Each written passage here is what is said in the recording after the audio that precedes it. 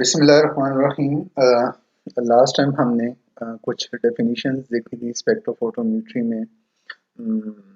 Frequency की, wavelength की, जो रिलेटेड एनर्जी इक्वेशंस हैं, फिर एब्जॉर्प्शन और एमिशन का फिनोमेना देखा था कि सैंपल कैसे एमिट करता है और कैसे हमारे पास एक स्पेक्ट्रम डेवलप होता है। आज हम थोड़ा सा डिटेल में देखेंगे कि जो डिफरेंट कंपोनेंट्स होते हैं हमारे पास स्पेक्ट्रोफोटोमीटर में, हम उनको थोड़ा सा डिटेल में वन बाय वन देखते हैं। सबसे पहले तो ये कि जो हमारे पास सिंगल बीम स्पेक्ट्रोफोटोमीटर होता है, जो कि आजकल हमारे पास जो लैब्स में अवेलेबल होते हैं, दैट इज काइंड ऑफ हमारे पास डबल बीम स्पेक्ट्रोफोटोमीटर होते हैं। लेकिन पहले ये होता था कि हमारे पास सिंगल बीम स्पेक्ट्रोफोटोमीटर भी हुआ करते थे। तो इसके हमारे पास कुछ डिसएडवांटेजेस हैं। एक तो ये कि जनरली आप पहले जब इसमें कोई भी एक्सपेरिमेंट परफॉर्म करते हो तो सबसे पहले आपको क्या करना पड़ता है कि आप रेफरेंस का स्पेक्ट्रम ले लेते हो और उसके बाद फिर उस रेफरेंस को सैंपल कंपार्टमेंट में आप रिप्लेस करते हो विद सैंपल, और आप फिर उस सैंपल का एनालिसिस करते हो। तो सबसे पहले आप स्टैंडर्ड लेते हो या जो भी रेफरेंस मटेरियल है आपके पास, और उसके बाद फिर आप उसका सैंपल लेते हो।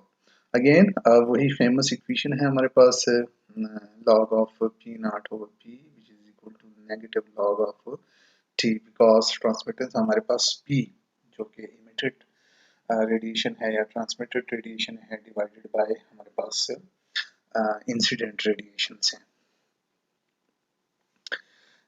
ये इनकन्वीनियंट है हमारे पास जो सिंगल बीम स्पेक्ट्रोफोटोमीटर है, बिकॉज अगर आप फॉर एग्जांपल एक से ज़्यादा वेव लेंथ, फॉर एग्जांपल ये तो ठीक है, अगर आप फॉर एग्जांपल 390 नैनोमीटर पे कोई डिटेक्शन कर रहे हो तो आपने 390 नैनोमीटर पे आपने पहले अपने सॉल्वेंट को या स्टैंडर्ड को रन करना है और फिर उसी 390 नैनोमीटर पे आपने अपने सैंपल को एनालाइज करना है, तो सिंगल वेव लेंथ पे।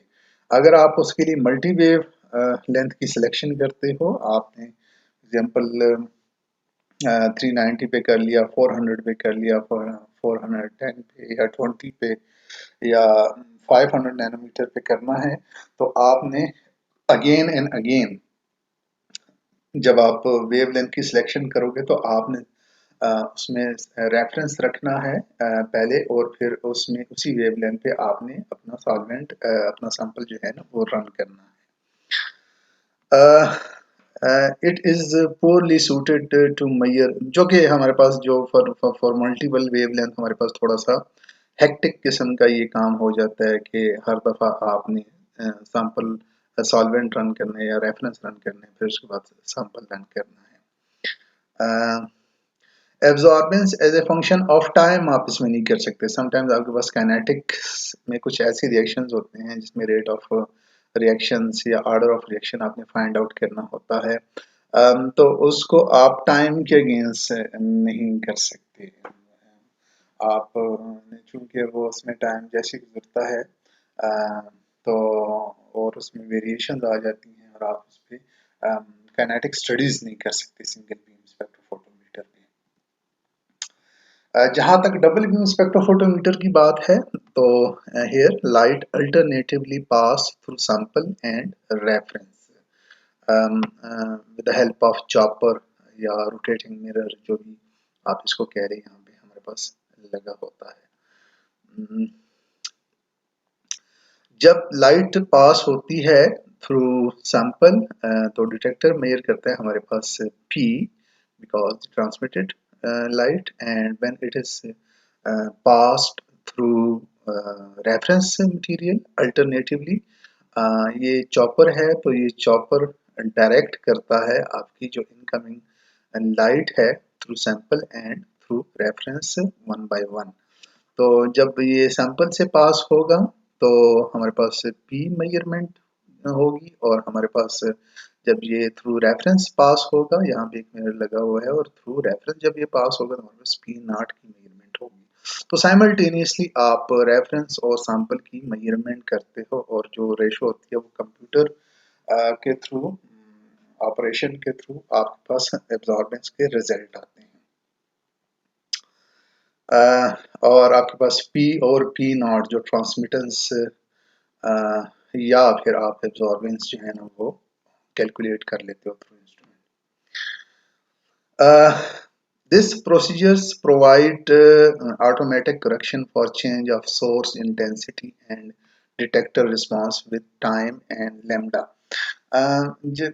जनरली आपके पास जो स्पेक्ट्रोफोटोमीटर्स होते हैं उनका जो डिटेक्टर रिस्पॉन्स जो सिंगल बीम था उसमें ये होता है कि with the passage of time आपका जो सोर्स की इंटेंसिटी है वो डिक्रीज होती है। तो जैसे ही आप टाइम के अगेंस्ट उसमें मेजरमेंट एब्जॉर्बेंस करते हो या लेते हो तो उसमें आपके पास जो रिजल्ट आते हैं उसमें एरर हो सकता है। और अगेन डिटेक्टर का रिस्पांस भी है वो विद द टाइम और विद डिक्रीज इन इंटेंसिटी उसी तरह जो है ना वो वर्कआउट करता है। लेकिन यहाँ पे जबकि डबल बीम स्पेक्ट्रोफोटोमीटर है तो आप इसमें अगर काइनेटिक्स के रिलेटेड कोई या टाइम के अगेंस्ट कोई एक्सपेरिमेंट करते हो या उसकी एब्जॉर्बेंस लेते हो तो with the passage of time क्योंकि ये साइमल्टेनियसली थ्रू सैंपल और रेफरेंस हमारे पास डेटा कलेक्ट हो रहा होता है तो ऑटोमेटिकली ये जो चेंजेस आ रही होती हैं सोर्स में या डिटेक्टर में तो ये ऑप्टिमाइज होती रहती हैं वक्त के साथ साथ।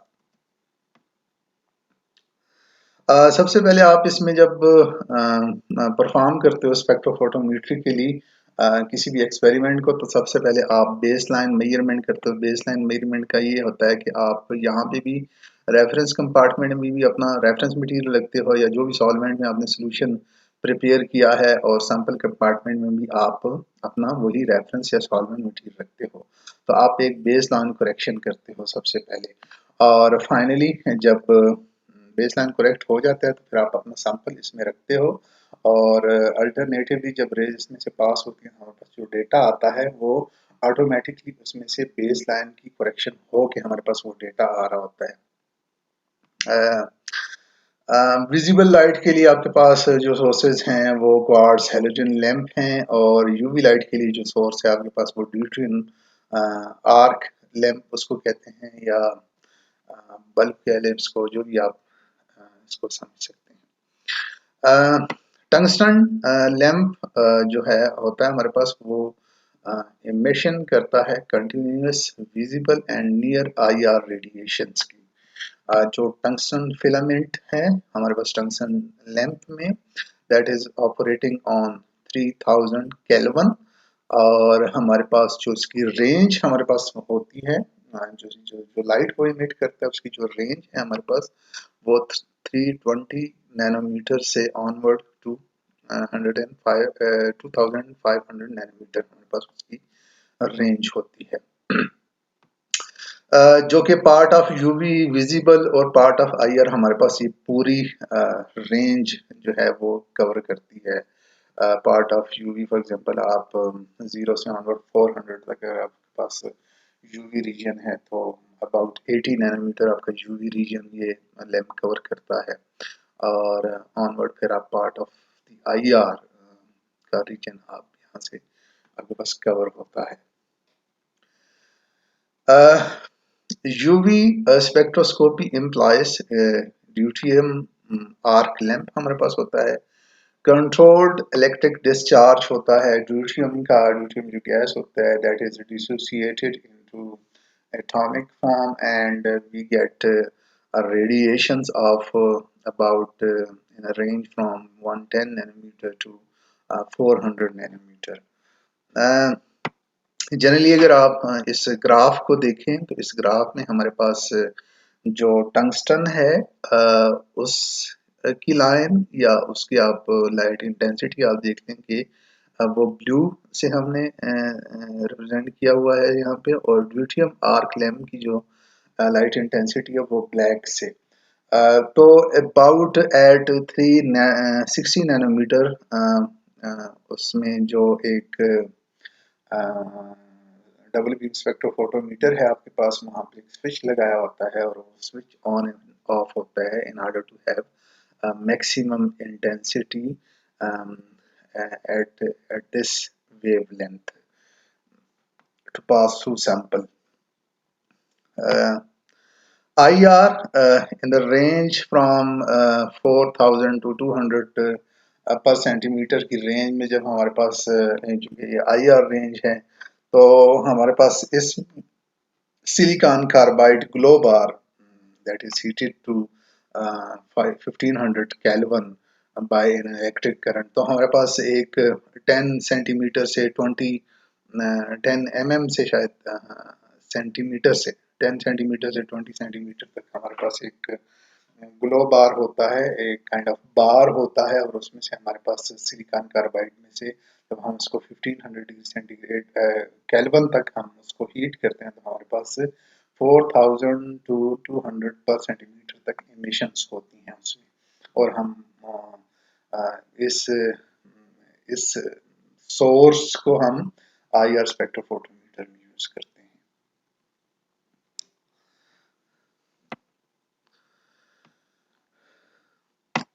For spectroscopic studies, a source must generate a beam with sufficient radiant power for easy detection and measurements. तो आपके पास एक सोर्स की जो पावर होती है या उसकी जो बीम उसमें से निकलती है लाइट इंटेंसिटी, वो सफिशिएंट पावर की होनी चाहिए.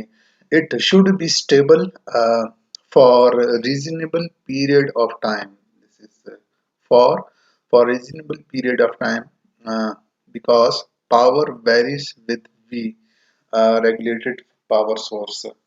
तो जनरली आप के जो सोर्सेज होते हैं द काइंड ऑफ वहाँ पे आपको डीसी कनेक्शन प्रोवाइड करना पड़ता है क्योंकि जो अल्टरनेटिंग वोल्टेज है वो उससे आपके सोर्स की जो पावर होती है वो वेरी करती है, तो इट शुड बी स्टेबल. तो आजकल वो रेगुलेशन ऐसी उन्होंने की होती है इलेक्ट्रॉनिकली कि आपके पास जो सोर्सेज इमिट कर रहे होते हैं तो वो उनका ये क्राइटेरिया होता है कि वो जो पावर है इमिशन पावर स्टेबल रहे थ्रू आउट द मेजरमेंट. तो दो तरह के आपके पास सोर्सेज होते हैं, एक तो आप कंटिन्यूम सोर्स कहते हैं और एक को आप लाइन सोर्सेज कहते हैं. कंटिन्यूम सोर्सेज में आपके पास इंटेंसिटी स्लोली वेरी करती है विद वेवलेंथ.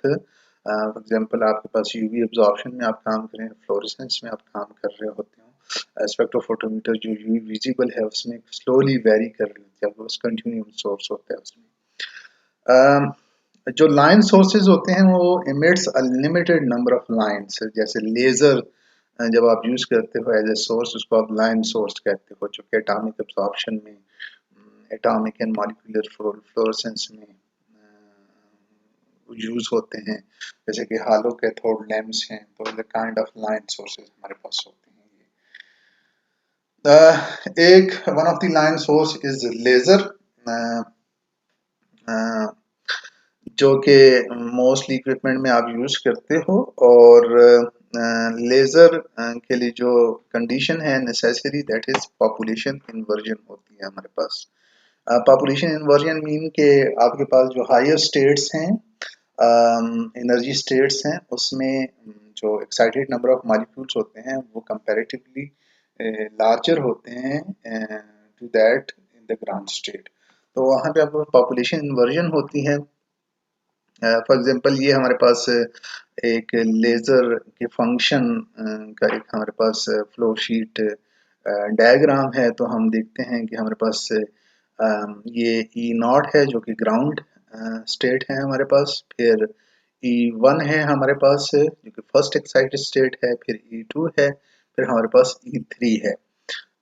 तो इसमें आपके पास जो E2 है उसमें नंबर ऑफ एक्साइटेड मॉलिक्यूल्स या नंबर ऑफ मॉलिक्यूल्स आपके पास ज़्यादा होते हैं एज कम्पेयर टू E1, तो इसीलिए हम इसको कहते हैं कि as a kind of population inversion आपके पास यहाँ पे लेज़र एक्शन होता है. Photons from E2 to E1 bouncing back and forth between the mirrors. Let's say कि हमारे पास एक प्रैक्टिकल लेज़र है, हमारे पास मिरर है विद 0% ट्रांसमिटेंस, तो 100% रिफ्लेक्शन होती है यहाँ पे इस मिरर में। और ये यहाँ पे हमारे पास एक मिरर है और इसकी 1% ट्रांसमिटेंस है। तो 1% को ये ट्रांसमिट करता है, बाकी को ये रिफ्लेक्ट बैक करता है। तो ये हमारे पास लेजिंग मीडियम है, इसमें हमारे पास जो भी लेजिंग मटेरियल होता है वो यहाँ पे हमारे पास होता है, हम उसके एक एनर्जी देते हैं। अब उस लेजिंग मीडियम को जब हम एनर्जी देते हैं तो उसको हम पंप आउट करते हैं टू दिस लेवल, जो E3 है हमारे पास, जो मैक्सिमम लेवल है हमारे पास। तो यहाँ से वो जो भी मॉलिक्यूल है या एटम है वो डिके करता है और वो आता है हमारे पास E2 में, जो कि फ्रीक्वेंट प्रोसेस होता है। E2 में जब ये आता है तो हमारे पास यहाँ पे ये स्टे करता है, जो भी मॉलिक्यूल है। तो यहाँ E2 में ये स्टे करता है और चूंकि ये एक्साइटेड होता है तो ये और साथ बड़े मॉलिक्यूल्स को एक्साइट करके तो उसमें से फोटोन इमिशन करता है। फॉर एग्जांपल उसमें से जो फोटोन इमिट हुआ और वो यहाँ पे आया इस E1 में, तो वो फोटॉन साथ में पड़े हुए और मॉलिक्यूल्स को वो एक्साइट करते हैं, उसमें से और फोटॉन्स वो इमिट करता है, तो हमारे पास यहाँ पे बंच ऑफ फोटॉन्स आ जाते हैं। तो जैसे ही वो मॉलिक्यूल या एटम E1 में आता है तो वो फौरन से रिलैक्सेशन का प्रोसेस उसमें होता है और वो ग्राउंड लेवल में आ जाता है। तो यहाँ पे कुछ मॉलिक्यूल्स हमारे पास स्टे करते हैं और यहाँ E1 में हमारे पास वो फ्रीक्वेंटली वो इमिट करते हैं, रिलैक्स कर जाते हैं और वो E0 में आ जाते हैं। तो ओवरऑल हमारे पास जो पॉपुलेशंस होती है मॉलिक्यूल्स की वो E2 में कंपैरेटिवली ज़्यादा होती है टू दैट ऑफ E1। अब जैसे हीलियम नियॉन लेज़र की हम अगर एग्जांपल लें तो helium which is present in large quantity, उसको हम इलेक्ट्रिकली चार्ज करते हैं या इलेक्ट्रिकली हम उसको एक्साइट करते हैं टू E3। तो हीलियम हमारे पास यहाँ पे आ गया एंड देन जब हीलियम हमारे पास रिलैक्स करके E2 में आता है तो it collide with neon to come to E2। तो जब हमारे पास E3 में E3 में हमारे पास हीलियम आ गया, उसने कोलाइड किया साथ में पड़े नियॉन एटम्स को और नियॉन एटम्स को वो ले गया E2 में। और यहाँ पे फिर हमारे पास वो नियॉन जो भी एक्साइट होता है हमारे पास वो इमिट करता है फोटॉन्स और वो साथ में पड़े और नियॉन्स को एक्साइट करता है और उसमें से फोटॉन्स इमिट होते हैं हमारे पास।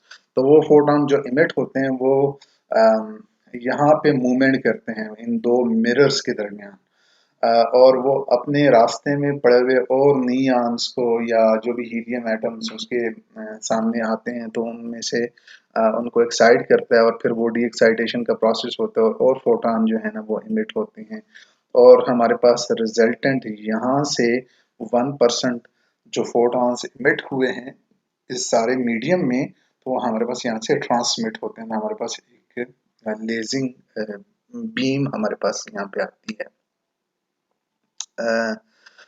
इट फाइंड्स जो laser finds its application in kinetic studies, जहाँ पे हमारे पास रेट ऑफ रिएक्शंस काफ़ी ज़्यादा होते हैं 10⁻⁹ से लेकर 10⁻⁻12 पर सेकंड या सेकंड जो हमारे पास रेट ऑफ रिएक्शंस होते हैं। तो वहाँ पे एटॉमिक इमिशन या रामन स्पेक्ट्रोस्कोपी में हमारे पास लेज़र का यूज़ होता है as a source. The angular divergence of beam is less than 0.05 degree. तो एंगुलर डाइवर्जेंस से क्या मुराद है कि ये जो लेजर है या जो rays emitted from the laser है ये स्ट्रेट लाइन में मूव करती हैं, तो हमारे पास जो इसकी एंगल फॉर्मेशन है वो बहुत कम होती है, इसलिए हम छोटे से स्पॉट को हम इल्यूमिनेट कर सकते हैं यूजिंग लेजर।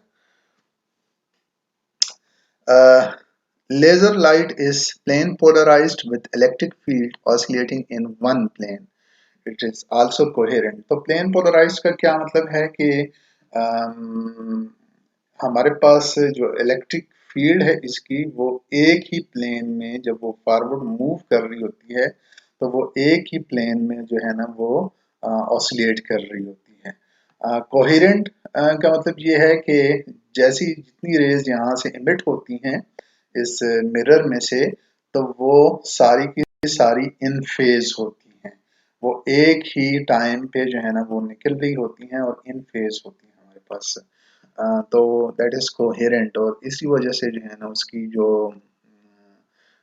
एंगुलर डाइवर्जेंस है दैट इज अबाउट 0.05 डिग्री और लेस देन 1 डिग्री हमारे पास होती है। सोर्सेज के बाद हमारे पास आ जाते हैं monochromators, that is very critical part of the spectrophotometer. और आपका जो स्पेक्ट्रोफोटोमीटर का ज़्यादातर फंक्शन है वो इसी पे बेस होता है। और जो उसकी फॉर एग्जांपल उसमें से जो आपका स्पेक्ट्रम बन के आता है तो वो इसी मोनोक्रोमेटर के फंक्शन पे ही बेस करता है। मोनोक्रोमेटर जो कि डबल बीम स्पेक्ट्रोफोटोमीटर में से हमने देखा पहले सोर्स होता है, उसके बाद मोनोक्रोमेटर होता है, उसके बाद हमारे पास सैंपल या रेफरेंस कंपार्टमेंट होता है। तो monochromator disperses light into its component wavelengths and select a narrow band of wavelength। तो यहाँ से हमारे पास फॉर एग्जांपल सोर्स है और सोर्स में से रेडिएशंस इमिट होती हैं, और यहाँ पे हमारे पास एंट्रेंस स्लिट है। और यहाँ पे हमारे पास कनकेव मिरर होते हैं जो कि कंपोनेंट ऑफ मोनोक्रोमेटर हैं। तो यहाँ से सारे रेज कोलिमेट होते हैं और सेम डायरेक्शन में आते हैं। यहाँ पे हमारे पास ग्रेटिंग होता है। So grating is a reflective or transmissive optical component with a series of closely spaced line। तो हमारे पास इस ग्रेटिंग पे सम ग्रूव्स होते हैं, लाइन खींची होती हैं जो कि एज ए सोर्स वर्क करती हैं। तो as a kind of reflective भी हो सकता है, ट्रांसमिसिव जैसे प्रिज्म होते हैं। तो प्रिज्म में से एक तरफ से आपके पास रेडिएशंस आती हैं और दूसरी साइड से वो निकल जाती हैं, तो इसे as a kind of refraction का जो प्रोसेस होता है तो ट्रांसमिसिव ट्रांसमिट होती है उसमें से रेडिएशन। लेकिन यहाँ पे हमारे पास is a kind of reflective grating है। तो ये रेडिएशन इंट्रास्लेट से एंटर हुई इस कनकेव मिरर पे स्ट्राइक किया इन्होंने, वो कोलिमेट हुई टुवर्ड्स दी ग्रेटिंग, और यहाँ से फिर हमारे पास ये दूसरा मिरर हमने यहाँ पे पोजीशन किया होता है और इसके साथ जो रिफ्लेक्ट होके हमारे पास एग्जिट स्लिट की तरफ जाती हैं। तो जब हम लेट्स से कि वेवलेंथ यहाँ से चेंज करते हैं, वेवलेंथ कैसे कि हम जब ग्रेटिंग को मूव करते हैं इसको, उसके साथ साथ हमारे पास ये वेवलेंथ रेडिएशंस की वो वेरी हो रही होती है। क्योंकि यहाँ पे कंस्ट्रक्टिव और डिस्ट्रक्टिव या पार्शली कंस्ट्रक्टिव फिनोमेना हो रहा होता है इलेक्ट्रोमैग्नेटिक रेडिएशंस का। तो जैसे जैसे आप इसको मूव करते हो या आपके इंस्ट्रूमेंट इसको ग्रेटिंग को मूवमेंट देता है, तो आपके पास यहाँ से वेव लेंथ भी चेंज होती है। जैसे यहाँ पे दिखाया गया है कि यहाँ पे लैम्डा 1 था और यहाँ पे लैम्डा 2 है यहाँ पे। तो और ये बेतहाशा आपके पास एक पूरा स्कैन आ जाता है। लेट्स से आप स्टार्ट लेते हो from 200 nanometre onward to 800 nanometre. तो वो उसी बेस पे होता है कि आपके पास यहाँ पे ग्रेटिंग मूव कर रहा होता है, तो आप पूरा स्पेक्ट्रम उसमें स्कैन कर लेते हो। Each line on a grating behave as a separate source of radiation। तो separate source of radiation के तौर पे हमारे पास ये वर्क करता है। जैसे फॉर एग्जांपल आपके पास एक गिलास है, वो ब्रेक हुआ है कहीं से, तो जैसे विंडशील्ड है आपके पास, गाड़ी है और उसमें विंडशील्ड उसमें कहीं से क्रैक आ गया है। जो आप रात को सफ़र करते हो तो सामने से जब लाइट पड़ती है तो उस जहाँ से वो शीट ब्रेक हुई होती है तो वो एज इट सेल्फ जो है ना वो ब्लिंक कर रहा होता है या उसमें से वो चमक आ रही होती है आपके पास। और वो जो लाइन है वो as a secondary source work कर रही होती है। तो यहाँ पे सारे रिफ्लेक्टिव काइंड ऑफ ये भी मिरर होता है, लेकिन इसमें हमने लाइन खींची होती हैं और ये line as a secondary source वो जो है ना वो फंक्शन करती हैं। और हमारे पास जो भी रेडिएशन यहाँ से आ रही होती हैं, जब हम इसको मूव करवाते हैं तो इसमें डिफरेंट इंटरफेरेंसेस का फिनोमेना होता है और हमारे पास वेरिएबल वेवलेंथ्स हम अटेन कर सकते हैं through this exit slit. Uh, Different wavelengths of light reflected or transmitted at different wavelength. Orientation of grating allows only a narrow band width. जो भी हमारे पास यहाँ से रेडिएशन से एमिट होती है उनकी अपनी बैंड विड्थ होती है। जो विड्थ एट किसी पीक की जब आप बैंड विड्थ को देखते हो तो width at full half maxima हम उसको कहते हैं। तो दो फिनोमिना हमारे पास यहाँ पे होते हैं। एक जिससे हमारा जो स्पेक्ट्रम की क्वालिटी है वो आप कह सकते हो कि वो इम्प्रूव या डिटोरिएट होती है। एक को हम कहते हैं कि रेजोल्यूशन। आपके पास आपके जो वो ग्रेटिंग है या मोनोक्रोमेटर है उसकी रेजोल्यूशन क्या है। Resolution actually measures the ability to separate two closely spaced peak के दो क्लोजली स्पेस्ड आपके पास पीक्स हैं, जो जुड़ी हुई पीक्स हैं उनको रिजॉल्व करना कि कितना आप उसको रिजॉल्व कर पाते हैं थ्रू दैट इंस्ट्रूमेंट और because of that monochromator that is fitted in that instrument. The greater the resolution, the smaller the difference between two wavelength. The more grooves in the grating, the better the resolution. तो यहाँ पे हम हमारे पास एक चीज हम करते हैं कि number of grooves, number of lines हम ग्रेटिंग में हम वो इंक्रीज जितनी करेंगे तो हमारे पास बेटर रेजोल्यूशन होगी। जहाँ पे आप फॉर एग्जांपल 1 इंच आपके पास ग्रेटिंग है और उस 1 इंच में आपने 10 लाइन खींची हैं तो इसका मतलब ये है कि वो जो छोटी वेव लेंथ्स हैं वो उनको रिजॉल्व नहीं कर पाएगा। बजाय इसके कि आपने उस पे 1000 लाइन खींची हैं तो वो कम से कम जो छोटी छोटी वेव लेंथ हैं उनको भी रिजॉल्व कर पाता है। तो जैसे आप नंबर ऑफ लाइन ग्रेटिंग पे इंक्रीज करेंगे तो रिजॉल्विंग पावर आपके मोनोक्रोमेटर की वो इंक्रीज होगी। ये हमारे पास इक्वेशन है। इससे रिलेटेड जो मैं बुक का पोर्शन अपलोड करूंगा तो उसमें आप देख लें कि एक छोटा सा numerical with in the paragraph उनमें उन्होंने सॉल्व किया हुआ है। आप उसको भी एक दफ़ा प्रैक्टिस कर लें तो आपको आइडिया हो जाएगा। लेमडा जो वेव लेंथ है जिस पे आप मेजरमेंट कर रहे हैं, delta lambda the difference between two wavelength, n is order of diffraction. Order of diffraction basically ये हम जब XRD को देखेंगे तो आपको मैं क्लियर इसको समझा पाऊंगा। बेसिकली आप इसको यूँ समझ लें कि दो लाइंस हैं, एक वेव एक लाइन पे आ रही है और दूसरी वेव दूसरी लाइन पे आ रही है और वो रिफ्लेक्ट होके दूसरी डायरेक्शन में जा रही हैं।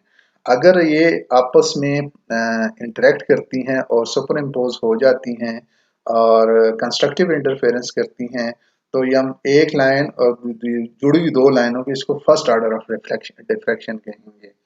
और जब फॉर एग्जांपल एक लाइन है बीच में दूसरी लाइन है और तीसरी लाइन से दूसरी वेव आई, एक फर्स्ट लाइन से और दूसरी वेव तीसरी लाइन से रिफ्लेक्ट हो रही है और वो आपस में कंस्ट्रक्टिव इंटरफेरेंस कर रही है तो आप उसको सेकंड ऑर्डर ऑफ डायफ्रैक्शन कहते हो। तो विजुअली मैं फिर आपको XRD जब हम देखेंगे तो उसमें आपको समझा पाऊंगा सही तरीके से। डिस्पर्शन का फिनोमिना है। ये तो हो गया कि दो क्लोजली वेव्स को हम कैसे जो है ना देख सकते हैं या उसको रिजॉल्व कर पाते हैं। डिस्पर्शन में कि मेजर्स दी ये इंस्ट्रूमेंट की एबिलिटी होती है या आपके मोनोक्रोमेटर की कि it measures the ability to separate wavelengths differing through the difference in angle के दो वेवलेंथ के दरमियान एंगल का कहीं डिफरेंस आ रहा है तो वो कम से कम कितना एंगल को वो मेजर कर सकता है। तो ये भी अगर डिस्पर्शन या रेजोल्यूशन किसी भी इंस्ट्रूमेंट की ज़्यादा होती है तो उतना ही हमारे पास अच्छा स्पेक्ट्रम आता है। Increases the decreasing groove dispersion और जो रेजोल्यूशन है they both increases with decreasing groove spacing. जो लाइन आपने ग्रेटिंग पे लगाई हुई है खींची हुई है उनके दरमियान जितनी भी स्पेसिंग कम होगी उतना अच्छा आपके पास डिस्पर्शन होगा और रेजोल्यूशन का फिनोमेना होगा। To select the narrow band wavelength from the monochromator, we decrease the exit slit width. That decreases the energy reaching the detector. तो एक तो हमारे पास ग्रेटिंग की जो ज्योमेट्री है वो अफेक्ट करती है आपके स्पेक्ट्रम को, उस पे नंबर ऑफ ग्रुप्स अफेक्ट करते हैं आपके स्पेक्ट्रम को। और दूसरा, आपके पास एक और चॉइस है कि आप एग्जिट स्लिट जो आपके पास है उसको आप डिक्रीज या इंक्रीज करते हो अपने स्पेक्ट्रम को रिफाइन करने के लिए। लेट्स से कि आप अगर एग्जिट स्लिट को इंक्रीज करते हो तो आपके पास जो बैंड विड्थ उसमें से इमर्ज होगा और सैंपल के थ्रू जाकर डिटेक्टर पे लगेगा, तो वो उसके बैंड विड्थ ज्यादा होगा, उसमें रिजॉल्विंग पावर कम हो जाएगी। और जैसी एग्जिट स्लिट को आप रिड्यूस करोगे या कम करोगे तो आप उसमें से ये होता है कि जब आप उसमें से रेज निकलती हैं और थ्रू सैंपल पास करके डिटेक्टर पे पड़ती हैं, तो हमारे पास वो जो इंटेंसिटी ऑफ लाइट है वो डिक्रीज हो जाती है, बिकॉज आपने एग्जिट स्लिट की जो विड्थ है उसको आपने डिक्रीज कर लिया। तो आप जनरली जो आपका जो मैन्युफैक्चरर होते हैं स्पेक्ट्रोफोटोमीटर के, तो वो कंप्रोमाइज करते हैं बिटवीन टू थिंग्स कि आप एग्जिट स्लिट को कितना रखें और फिर डिस्पर्शन जो रेजोल्यूशन या जो ग्रूव को अफेक्ट ग्रूव अफेक्ट करते हैं इन दोनों प्रोसेस को, उन ग्रूव्स के दरमियान स्पेसिंग कितनी रखें या उनमें नंबर ऑफ लाइंस कितनी रखें पर यूनिट एरिया। तो ये दोनों चीज़ें अफेक्ट करती हैं। जब आपके पास फॉर एग्जांपल इंटेंसिटी कम जाएगी, इंटेंसिटी डिटेक्टर पे कम होगी लाइट की जो सैंपल से पास होके आई है, तो हमारे पास सिग्नल टू नॉइस रेशो जो है ना वो अफेक्ट होती है। Resolution of closely spaced absorption band is achieved at the expense of decreased signal to noise ratio. तो सिग्नल टू नॉइस रेशो ये है कि आपके पास एक स्पेक्ट्रम बन के आ गया है, उसमें नॉइसेज भी होती हैं जो डिटेक्टर की समटाइम्स अपनी नॉइसेज होती हैं और इंस्ट्रूमेंट की अपनी जनरेटेड नॉइसेज नॉइसेज होती हैं। तो अ, उस उस फिनोमिना को भी आपने काउंटर बैलेंस करना होता है इन ऑर्डर टू, अगर आप रेजोल्यूशन इंक्रीज कर रहे हैं weather with the help of increased number of lines on grating और with decreased exit slit।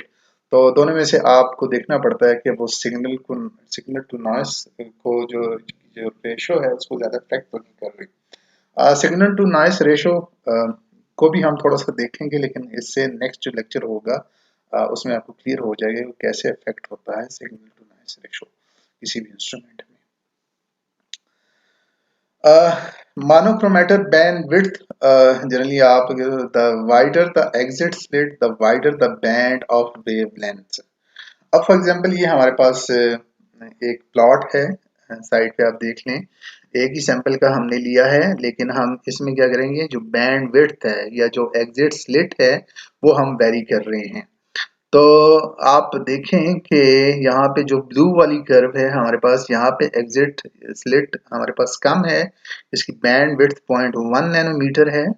और फिर हमारे पास 0.3 नैनोमीटर हमने थोड़ी वाइड कर ली, इसको ओपन कर लिया एग्जिट स्लिट को, फिर हमने थोड़ा सा और ओपन कर लिया 0.5 तक हम चले गए, फिर हमने एग्जिट स्लिट को मोर वाइड कर लिया जो कि 1 नैनोमीटर की बैंड विड्थ हमें दे रहा है। तो जैसे जैसे आप उसको वाइड करते जाते हो एग्जिट स्लिट को, या उसमें से जो बैंड विड्थ निकल रही है तो उस आपकी जो स्पेक्ट्रम की क्वालिटी है उस पे अफेक्ट कर रही है। फॉर एग्जांपल आपके पास ये जो दो पीक्स हैं, ये लास्ट वाले में अगर आप देखेंगे तो रिजॉल्व नहीं हो रही या इसमें बिल्कुल डिसअपियर हो गई हैं, या आपके पास ये जो 1 नैनोमीटर बैंड विड्थ वाला मोनोक्रोमेटर आपने यूज किया है, तो इसमें अगर आप देखें तो इसमें इस कंपैरेटिवली जो फर्स्ट पीक है इसमें रेजोल्यूशन इतनी ज़्यादा नहीं है। तो हम ने जो एग्जिट स्लिट रखा है इसमें ये 0.1 नैनोमीटर, तो एग्जिट स्लिट जो है वो आपके स्पेक्ट्रम को अफेक्ट करता है। अगेन ये जो यूवी विजिबल स्पेक्ट्रोफोटोमीटर है तो ये तो आपके बस में नहीं है, लेकिन आप जब इक्विपमेंट परचेज करते हो तो उसमें आप देखते हो कि ये जो डिफरेंट प्रॉपर्टीज होती हैं या जो कैटलॉग होता है इंस्ट्रूमेंट का, तो उसमें सारी चीज़ें मेंशन होती है, तो आपको क्लियरली आइडिया होना चाहिए कि जब एग्जिट स्लिट वाइड होगा या नैरो होगा उसका अफेक्ट आपके स्पेक्ट्रम पे कैसे पड़ेगा। तो ये सारी चीज़ें देखने की होती हैं। Instead of size of slit we refer to band width. Size of slit हम नहीं कहते जनरली, तो हम बैंड विड्थ का ही सिंपल कह देते हैं। हम ये नहीं कहते हम कितना है, हम जस्ट नैनोमीटर में बैंड विड्थ का कह सकते हैं, कितनी बैंड विड्थ उसकी उसका साइज है उस वेव का। Wider slit increases energy reaching detector. Again wider slit होगा तो उसमें ज्यादा एनर्जी पास होगी, ज्यादा लाइट पास होगी, ज्यादा लाइट पास थ्रू सैंपल होके तो डिटेक्टर हमारे पास ज्यादा लाइट आएगी। तो हमारे पास high signal to noise ratio हो गया, मतलब बेहतर रिजल्ट होगा। लेकिन अगेन मैं आपसे कहता हूँ कि जब आप बहुत ज्यादा वाइड कर देते हो स्लिट को तो आपका स्पेक्ट्रम डिस्टॉर्ट हो जाता है। तो आपने कंप्रोमाइज करना होता है between the size of the exit slit and the resolution जो आपको रिक्वायर होती है, या सिग्नल टू नॉइस रेशियो जो आपको रिक्वायर होती है। However, if the bandwidth is large relative to the width of the peak shape is distorted. Again, हम डिस्कस कर चुके हैं। We choose the bandwidth uh, as wide as spectrum permits. Um, uh, तो ये monochromator था। फिर हमारे पास से कुछ स्ट्रे लाइट्स होती हैं। Wavelength outside the band width expected from the monochromator reaches detector. बस डिटेक्टर में कुछ लाइट्स ऐसी होती हैं जो अनवांटेड होती हैं। अम, अ, कुछ ऑप्टिकल कंपोनेंट्स की वजह से हो सकती हैं, या उसमें से कुछ आपके पास इंस्ट्रूमेंट की जो मैन्युफैक्चरिंग होती है वो ठीक तरीके से नहीं होती है। इंस्ट्रूमेंट के वाल में से भी लाइट पास होकर आ सकती है। तो माइन्यूट लाइट भी जो है ना आपके रिजल्ट को अफेक्ट कर सकती है अगर वो डिटेक्टर पे पड़ रही होती है। अ, तो इसके लिए आप क्या करते हो कि आप फुली सील करते हो अपने इंस्ट्रूमेंट को। एंट्री होल्स फॉर ट्यूबिंग और electrical wire should be sealed. इससे आप इसको और कम कर सकते हो जो स्ट्रे लाइट है आपको जो अफेक्ट करती है। बाय द वे इस स्ट्रे लाइट से एक रिलेटेड एग्जांपल है, और उसके साथ जो सेकंड क्वेश्चन दिया गया उसी एग्जांपल के साथ ही आपने सॉल्व करना है जब भी मैं अपलोड करूँ इसको, जो रीडिंग मटेरियल है। उसके बाद आपके पास फिल्टर्स होते हैं। Permit certain wavelengths to pass through and restrict others. आपके पास कुछ फिल्टर्स हैं, कलर्ड ग्लास एब्जॉर्प्शन होती है, कुछ आपके पास इंटरफेरेंस फिल्टर्स हैं, और कुछ आपके पास होलोग्राफिक फिल्टर्स हैं। तो ये भी जो है ना आप अगर इसको पढ़ना चाहें तो स्कूज वाली बुक में ये हैं इंटरफेरेंस फिल्टर्स और होलोग्राफिक फिल्टर्स, उसमें डिटेल से इनका बताया गया है। अगर आप इंटरेस्टेड है तो वहाँ से आप इस चीज़ को देख सकते हैं। तो थोड़ा सा हमारे पास लेक्चर लंबा होता जा रहा है तो हम यहीं पे इसको फिनिश करते हैं। नेक्स्ट क्लास में हम फिर इससे नेक्स्ट जो भी डिटेक्टर्स वगैरह हैं हम उसको स्टडी करेंगे। So okay.